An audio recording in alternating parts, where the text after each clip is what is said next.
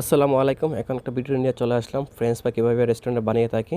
আপনার সাথেই থাকুন। ফার্স্ট টাইম একটা আলু নিয়ে নিলাম স্যাম্পল। আপনার প্র্যাকটিক্যালি দেখাচ্ছি। দুই সাইড ভালো করে হালকা একটু স্লাইস করে কেটে নেব।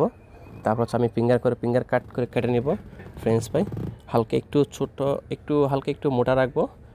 তারপর ফ্রাই করার পর হালকা একটু চেমে যাবে। ফিঙ্গার চার্জ করে কেটে নেবেন। আমি একটা আলু স্যাম্পল দেখাচ্ছি এভাবে। আপনারা বাসা বাড়িতে কেটে নেবেন বাচ্চাদের জন্য। তারপর হচ্ছে আমি বাকিগুলো দিক দিয়ে আমি মিশিংয়ে ফ্রেঞ্চ ফ্রাইগুলো কাট করে নিচ্ছি। আর পানিতে অবশ্যই হালকা একটু লবণ দিয়ে ভিজিয়ে রাখবেন ঘন্টা 2 ঘন্টা তো সময় থাকে। আমার এদিক দিয়ে হয়ে গেছে। এদিক দিয়ে আমি পানি বসায় দিলাম। পানি গরম হওয়ার পর আমি ফার্স্টে ভিনেগার ইউজ করব। আর বাকিগুলো আমি মিশিংয়ে কাট করে নিচ্ছি ফ্রেঞ্চ ফ্রাই। প্রায় 30 কেজির মতো আলু আমি প্রসেস করে রেখে দিই সিদ্ধ করে হাফ। তারপর আমি রেস্টুরেন্টে সেল করি।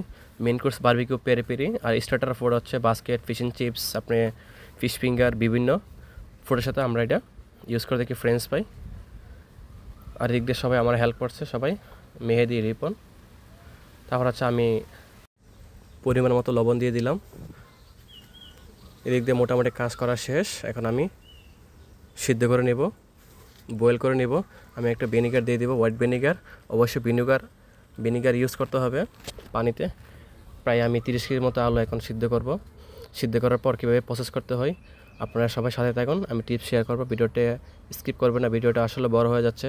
আপনারা শেখানোর ক্ষেত্রে যারা না পারেন বাসা বাড়িতে এভাবে আপনারা প্রসেস করবেন। আমার মোটামুটি এটা 40% সিদ্ধ হয়ে গেছে। বেশি সিদ্ধ করব না। তারপর আবার ফ্রাই করা হবে। ফ্রাই করার পর হাফ করব, তারপর আবার ফুল করব যেহেতু। তারপরে এটা কমপ্লিট করা হবে।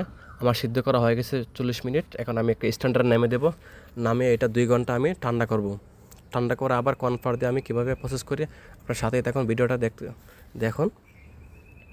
আর কাজের বাকি ভিডিও বানানো হয় না, মাঝে মাঝে ভিডিও বানায়। আপনারা সবাই একটু শেয়ার করে দিন ভিডিওটা। আমার ফ্রেঞ্চ ফ্রাইটা এটা মোটামুটি 2 ঘন্টা হয়ে গেছে। ঠান্ডা হওয়ার পর আমি এখন কর্নফ্লাওয়ার দিয়ে আমি একটু ফ্রাই করব ফ্রেঞ্চ ফ্রাই। আমি কয়েকটা ফ্রেঞ্চ ফ্রাই নিয়ে নিলাম আপনাদের দেখানোর জন্য। আমি 2 টেবিল স্পুন কর্নফ্লাওয়ার আমি এখানে মিক্স করে নেব।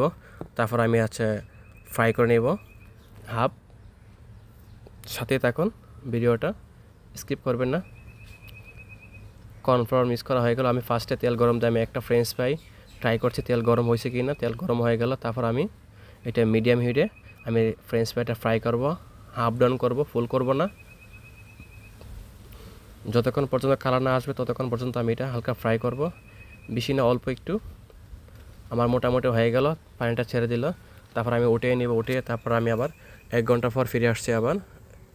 আর বাকি যে ফ্রেঞ্চ ফ্রাইগুলো এগুলো পরে আমি আবার ফ্রাই করবো। এগুলো হচ্ছে কর্নফ্লাওয়ার দিয়ে আমি মিক্স করছি। আমি একটা মাস্টার সস আমি বানাই। রেসিপিটা আমি নেক্সট টাইম শেয়ার করবো কীভাবে ফ্রেঞ্চের সাথে স্পেশাল একটা মাস্টার সস আমি রেসিপিটা শেয়ার করবো। এখানে দিক দিয়ে আমি রেস্টুরেন্টের যে ফ্রেঞ্চ ফ্রাইগুলো আমি ফ্রাই করে নিচ্ছি।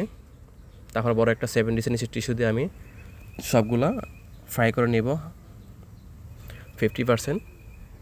এদিক দিয়ে আমার অল্প যে কয়েকটা ফ্রেঞ্চ ফ্রাই ছিল ওটা ঠান্ডা হয়ে গেছে। এই বাকি ফ্রেঞ্চ ফ্রাই ওঠানোর পরে তেলে কড়াটা কালি হইলে আমি এটা ফ্রাই করব।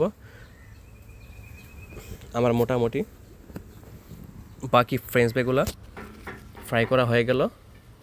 এটা আমি কালার আসলে এটা আমি উঠাই নেব। তারপর আমি একটা টিস্যুতে, তারপর উপরে আমি একটা চাট মশলা ইউজ করব। একটা চিলি সস সাথে আপনারা খাইতে পারেন। আর বাকি স্পেশাল যে সসটা আমি নেক্সট টাইম একটা ভিডিওতে শেয়ার করবো। এভাবে আমি রেস্টুরেন্টে ফ্রেঞ্চ ফ্রাই করে থাকি। যদি আপনারা ভালো থাকে এটা অবশ্যই আপনার